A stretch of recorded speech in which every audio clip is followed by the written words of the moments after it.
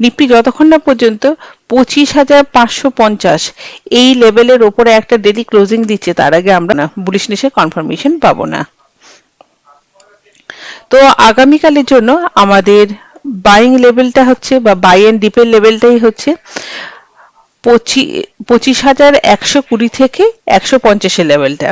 এই লেভেলে by chance যদি নিফটি আসে, আমরা এই লেভেলে বাই করব। আর তখন আমাদের টার্গেট বেরিয়ে আসতে পারে 25,250, 25,350 থেকে 320 লেভেলটা এবং 25,450 লেভেলটা। আমরা ফ্রেশ বাই করব 25,520 ওপর। যদি নিফটি ডেলি ক্লোজ দেয় তখনই আমরা ফ্রেশ বাইং এ যাওয়ার চেষ্টা করব। আর বাই চান্স যদি নিফটিতে আমরা সেল সাইডে কাজ করতে চাই, আমরা সেল সাইডে কাজ করতে পারি। যদি নিফটি কোনো ক্রমে 25,050 এই লেভেলটাকে নেগেটিভলি ব্রেক করে, সেই ক্ষেত্রে আমরা একটা সেল সাইডে শর্ট টার্ম কাজ করতে পারি এই 24,900 থেকে 920 এই টার্গেটের জন্য। এখনো আমাদের আউটলুক কিন্তু সেল অন রাইজেই।